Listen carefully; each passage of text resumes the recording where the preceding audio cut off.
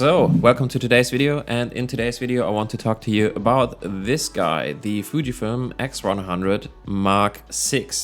So, this is apparently one of the, if not the, most pre-ordered cameras that has ever been released.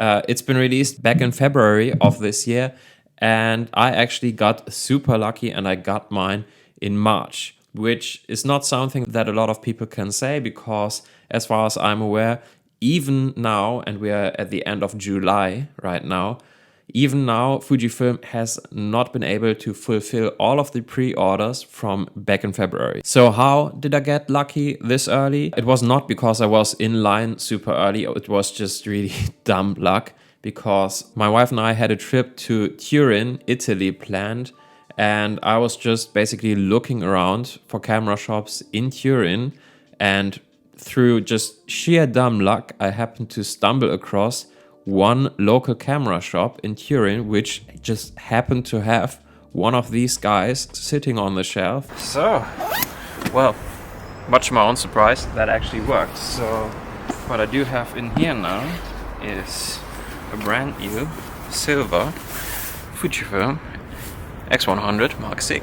And so yeah, I've been using this camera for the past 4.5 months or so. Occasionally it's a bit on and off. As some of you might know, I'm still mostly using my Leica Q2, but I have been using this camera, and so I think I'm now qualified to tell you a bit about what it's been like using this camera, and especially talk to you about the new headline features. So the 45 megapixel sensor, the in-body image stabilization, and the improved autofocusing system, as well as some of the other new and improved minor features, let's call it that. I do not want to take up too much time by talking about the basics, even though I will quickly talk you through those as well. But I think if you want to know more about that stuff, you can just basically look at any other video about the Fujifilm X100 VI, and there are plenty out there on YouTube. So this is my 4-month experience of using this beautiful little camera. Before we actually get into what it's been like using this camera, I want to spend a few moments just quickly talking you through why I even bought this camera. And basically everything started back in 2018, because in 2018 I bought a Fujifilm X100 F, or what we would now call the Fujifilm X100 IV. And I absolutely loved that camera. It quickly became my everyday camera. I was just schlepping it around everywhere I went with me, and I loved it to bits. So in 2020, when Fujifilm released the Fujifilm X100 V or Fujifilm X100 V, I immediately bought that guy, and I was super happy with it. It was quite a step up compared to the 4, and I even made a comparison video about the two back in the days. Anyway, I used that camera for about 2 years or so, and then I decided to buy a Leica Q2, mostly out of curiosity, because I wanted to know what the same concept would be like, but with a full frame camera, and also with a camera that had IBIS, because one of the main things that was not working too well for me with the Fujifilm X100 V, so this guy's predecessor, was the low light capability and also handheld video shooting. Now, I did not use the Leica Q2 for handheld video too much, mostly because you cannot shoot in log with the Leica Q2, but I have really come to enjoy the higher megapixel sensor as well as the IBIS with the Leica Q2.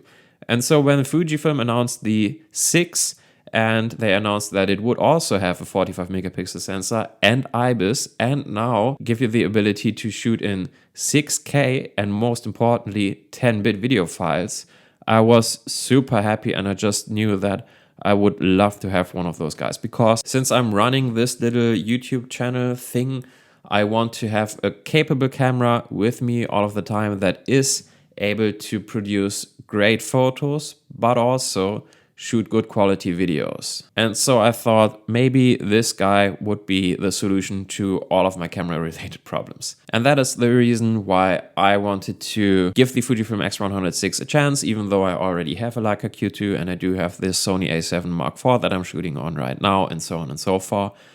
But why is there such a hype around this camera? I mean, the thing that I wanted to use this camera for is a bit niche. I do understand that. Let's talk you through the obvious first and then talk about the new and improved headline features. So let's start with the obvious. This camera does have an APS-C sensor, which is not as big as a full frame sensor, but it is a lot bigger than the sensor that you get on your smartphone. And so that means that it is better in low light, overall better image quality, higher dynamic range and so on. And it's really more than enough for most people. It also does feature a 35mm full frame equivalent lens with an f2 aperture, which gives you a good amount of flexibility, a bit of bokeh if you want to, and just a nice look overall. It is also just a beautiful camera. It's a beautiful object to behold. I think that is fairly apparent if you just take one look at this camera. It's the perfect blend, aesthetically speaking, of modern and old, and that is certainly also one of the main reasons why this camera is so popular. Now, another reason why this camera is so popular is apparently because there is a bit of hype going on TikTok or whatever. I have honestly no idea about that. I'm too old for that stuff, but that is apparently also a thing. But again, there are also good reasons aside from social media stuff why one would want to have this camera. And so let's stick with those. Another reason why this camera works really well as an everyday carry camera and a travel camera is because it is fairly weather resistant if you're using it with a lens adapter and a filter. And I've been using this in the pouring rain for hours on end and I have never had any issues with it. And so since here in Central Europe it's pretty much raining all of the time, especially this year, I think that is one feature that is super important to have with any camera. And I'm really happy that this Fujifilm X100 VI is fairly weather resistant and that I can just trust it to survive even when I'm taking it out and about, hiking or just strolling through town in the rain. It's a nice feature to have and just makes this camera a lot more robust overall. It also does have a built-in ND filter, which is just super convenient to have, so you don't have to screw on an ND filter to the front of your lens. And if you ask me, I think a built-in ND filter would be a much appreciated feature on a lot more cameras, just putting that out there. It also does have a built-in flip screen, which is honestly something that I wasn't too sure about, because back in the day when they first announced a flip screen with the Fujifilm X100 VI and I still had the F, I was like, you fucking what, mate? They are going to ruin the aesthetics of this camera. But they didn't. They implemented that flip screen really, really well. It's just out of the way and pretty much invisible if you're not using the flip screen, but it's there if you need it to. And so that's just the right way to implement a flip screen on your camera. And yes, I'm looking at you, Leica. What were you thinking when you did that thing with the Leica Q3? The Fujifilm also features a built-in flash, which, truth be told, I have never used. But I guess if you want to go for that vintage, throwaway, single-use, whatever party camera look, it's something, I guess. Again, not really for me, but well, I guess it's better to have it and not need it than need it and not have it or whatever. Another great feature is the hybrid viewfinder though, which I absolutely adore. So it basically means that you get just a real actual viewfinder, so you can just look through the glass and see what you're shooting like you would with an old school rangefinder like a Leica M or whatever. And then you can also use a little screen in the corner to check if whatever you're shooting is actually in focus. And then you have the ability to switch to a full-on electronic viewfinder, which is probably what most people will end up doing and what I'm using like 70% of the time or so. But it's also just really refreshing and nice to be able to use this as a real rangefinder camera every now and again. I love the hybrid viewfinder. It's a really unique feature and I'm super happy to have it on this camera. And then of course there are Fuji's custom JPEGs. Now I don't want to get into this too deep, but Fujifilm allows you to customize your JPEGs to such a high degree. It's basically like having a built-in Lightroom preset. And so that helps you in the way that if you don't want to, and if you're happy with the look that you can get with those Fujifilm recipes, you can just not edit your images and you get a good looking image just straight out of camera. And so if you're the type of person that doesn't like to spend too much time in Lightroom or pay the monthly fee for Lightroom, well, there you go. That's an easy way to have good looking images without going through the process of editing your images. Then one last feature that I would like to mention, because it's often glossed over and I really appreciate that it is still there, and that is the 2.5mm headphone jack. Now, you do need an adapter if you want to use this to plug in any microphones, but those adapters are super cheap and readily available on Amazon. And so with that hot shoe that you also get, that means that you can just easily plug in a microphone with this camera, and that makes this camera even better to use for on-the-go video shooting. Lastly, while we're talking about the basics, I also do want to quickly talk about just the overall button layout and design of this camera, which is just fantastic if you ask me. All the buttons and functions are exactly where you would expect them to be, and so that makes getting used to this camera very easy. You got the aperture wheel right on the lens where it should be, the exposure compensation and shutter speed settings clearly visible up on top. The ISO can be adjusted by lifting the shutter speed wheel up, which is just super satisfying. And so there you go, you got all the basics covered. But hold on, there's more. There is a little switch on the front, which is used to toggle between continuous autofocus, single shot autofocus and manual focus. And I use that switch all of the time, and I think it's something that every camera should have. You also get two wheels, one on the back, one on the front, which you can customize to adjust whichever settings you like. And these can also be pressed, and so they also double as custom buttons. There is also the customizable focusing ring on the lens, and there are 6 buttons on the rear side of the camera, as well as a little joystick. Again, all customizable. Oh, by the way, the Q button leads to a little quick menu, which is of course customizable, so you have all of your most important settings readily available at your fingertips. Then there's another small button on the top next to your exposure compensation dial, and on the front you get this little toggle switch for your hybrid viewfinder. And in the middle of that switch there is another button, and of course all customizable. And let's not forget that the screen is also a touchscreen, and you can, for example, use it to adjust your focus when you're using the EVF and stuff. And so overall you get a ton of buttons and dials which you can set up whichever way you prefer. The options here are really endless. Best of all though, in my opinion, is just the fact that you get all of that functionality without compromising the aesthetics of the camera.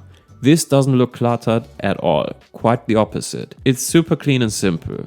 And so in terms of usability and button layout, it gets a 10 out of 10 wood bang from me, and it's really a masterclass in camera button placement and design. Interestingly enough though, all of that stuff is just the old stuff, because all of the features above, if I remember correctly, were also already available on the Fujifilm X100 VI.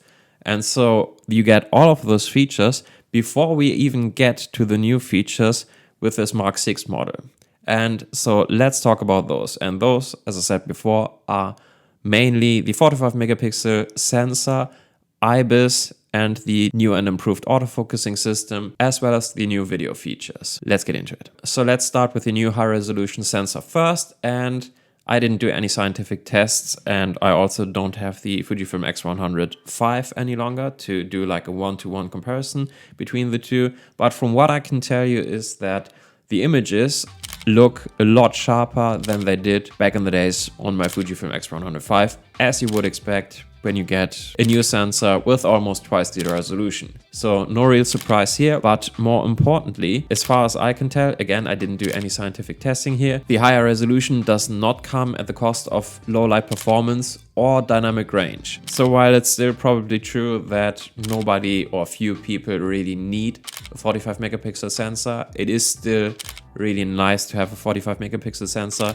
And if you ask me, certainly when I'm looking at those images, even on my 16-inch MacBook Pro, I can certainly see a difference in sharpness when I look at photos from this camera or my Leica Q2, which also does have a 45 megapixel sensor, or some of my older photos that I shot with the X100 VI. And so again, having that 45 megapixel sensor, especially since it doesn't seem to come at the cost of low light performance or dynamic range, is just super nice to have. The next big talking point with this camera is the improved autofocusing system. Now in photography mode, I've never had any issues with the autofocusing system of this camera. It's been just totally fine, super reliable, no issues.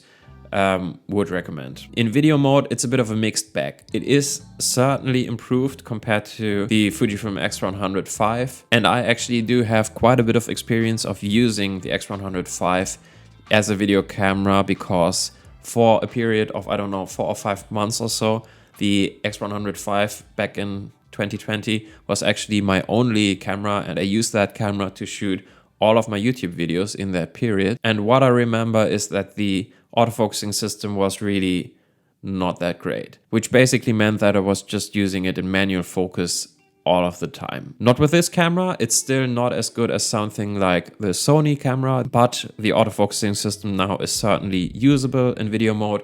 It does breathe occasionally, and it does miss focus occasionally, or doesn't recognize a subject occasionally. But overall, I would say it is fairly quick, it is fairly snappy, and when it locks on good enough. Again, I haven't done any scientific testing, but from what I could gather, just recording just short bits of video here and there, I've been pleased with the results, and I have no complaints in regards to the autofocusing system, and I would not hesitate to use this as a video shooter because of the autofocusing. With that out of the way, let's talk about the in-body image stabilization, and this is just the main feature for me. This is the one that I was looking forward to the most, because for one, I was hoping that it would vastly improve the low light abilities of this camera in photo mode, because it just allows you to use slower shutter speeds and therefore lower ISO.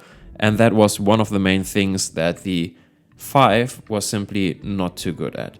With this camera in lower light, I have not had any issues whatsoever. The IBIS works great for that. And in photography mode, it's just 2 thumbs up, love it. But I also wanted to have the IBIS because I want to use this camera for handheld video shooting, as I said earlier. And for video shooting, it's a bit of a mixed bag.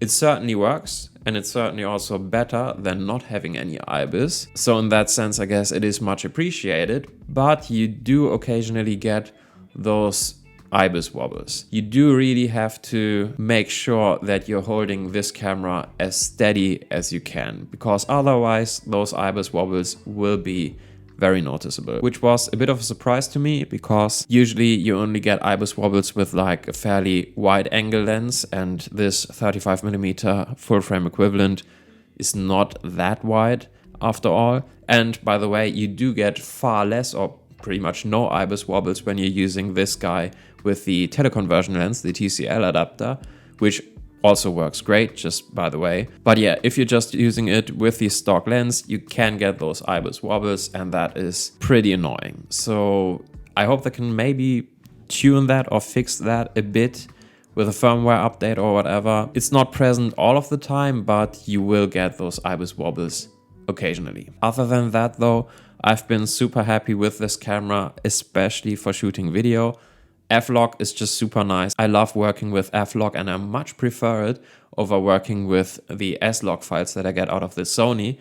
I do also appreciate that this camera now shoots 10-bit videos, which just makes color grading a lot easier. And yeah, I guess being able to shoot in 6K or 4K 60 or 250 FPS in full HD or whatever is also nice. I honestly haven't dabbled in that too much, but hey, I mean, more features is always a good thing, right? And so yeah, I've been using this camera occasionally to just grab a bit of B-roll, and I think it's incredible for that, because you always have it at the ready, and it's just super easy and convenient to use it to just grab those in between atmospheric B-roll shots. And for that, I absolutely love it, and I'm happy to have it. With that stuff out of the way, let's also quickly talk about the drawbacks of this camera. Well, I mean, we've already talked about the biggest ones. The autofocusing system is still not perfect, and you occasionally do get those IBIS wobbles. Other than that, I would say that the battery life might be a bit of a drawback for some. It's still pretty meh. It's not super bad, but it's also certainly not great. You can get third-party manufacturer batteries for just really cheap on Amazon, and that's what I'm using. I always just have 2 or 3 spare batteries with me, and so I'm good to go with that. It's just not an issue, but it's certainly something that you should be aware of, especially in video mode. This camera just burns through battery. It's ridiculous. Other than that, the only real negative that I can think of is the overall availability of this camera, or the lack of availability. So I'm super sad for everyone who's ordered this guy back in February and wanted to use this for their summer vacation or whatever, and they still just don't have it. That's not good, let's put it that way. And also, yeah, still, if you have the cash, you can not just go out and buy one if you want to have one. You just have to wait in line and hope that you might be able to get one this year. And the same is, by the way, also true for the accessories. So I was able to snag up a TCL adapter earlier this year, and it was probably one of the last ones on the shelves at the time. And I also pre-ordered a WCL adapter back in March, I think, and I still haven't heard a word from that. So it's probably going to be a few months still before I will have that WCL adapter. And so yeah, I think going forward we will see if that makes a difference for Fuji. I mean, sometimes it can obviously be beneficial for a brand if their cameras are in high demand and the availability is low.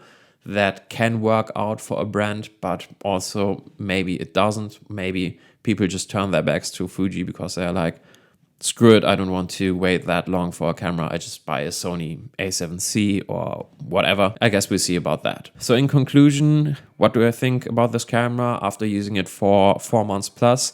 I think that it is everything that I ever wanted the Fujifilm X100 VI to be. It could still use a bit of polishing and a bit of fine-tuning. Again, especially in regards to the IBIS, I would love to see those IBIS wobbles removed, and if that's maybe possible via a firmware update, even an improvement, that would be much appreciated. But other than that, I think as far as an everyday companion camera or a travel companion camera, it really doesn't get much better than this, unless you really want to have something with an interchangeable lens system. If you need that and you still want something super compact, but you don't want to go down the Micro Four Third range, Lumix does now have the S9 camera, but that doesn't have an EVF as far as I'm aware. Sony does have the A7C and the A7C II and the A7CR, which are probably better cameras in most regards, but they are also more expensive, and you also do still have to pay for your lenses. But hey, again, at least you can switch between different lenses, so that's a benefit in some ways. Then there are also obviously the Leica Q2 and the Leica Q3 and the Leica M, which is something similar but also in some ways completely different. But yeah, I think for its price segment, and if you want just something very compact that has a ton of features and offers great image quality, great videos, great aesthetics, is robust, is easy to use, it's just overall very pleasing as a camera and a very well-rounded package, I think you really can't do much better than with the Fujifilm X100 Mark VI. And as much as I hate the fact that this camera is as hyped as it is, because everything that is super mainstream is kind of also just not cool any longer, but I think this camera deserves the hype wherever it came from, because it is just a very well thought out camera. It's the 6th iteration and they've really perfected the whole concept, I think. And so kudos to Fuji. I'm happy that they were able to just cram all of those features in that tiny body and still make it feel as high quality and as robust as they did. It's good stuff, top marks from me. But with that being said, I'm still primarily using my Leica Q2, simply because while all of the stuff that I just said is true, I still prefer the images that I get out of my Leica. It is bigger, it is a bit heavier, it is a lot more expensive. Yeah, but I've just gotten super used to having a 28mm lens. And again, just in terms of sheer image quality, the Leica, in my opinion, is still better. It's not as convenient and everything, but yeah, I do still prefer the Leica. I would say that right now I'm probably using the Q2 about 80% of the time, and the Fujifilm the other 20 or maybe 15 and 5% of the time I'm actually taking the Sony out. Anyway, that's my conclusion after using the Fujifilm X100 VI for about 4 months or so. I hope this was interesting to you, and if you want to see more videos about photography, everyday carry, tech and whatever I'm interested in any given time, feel free to subscribe, give this video a thumbs up if you liked it, and yeah, thanks for watching. I'll see you in the next one. Until then, take care. Bye.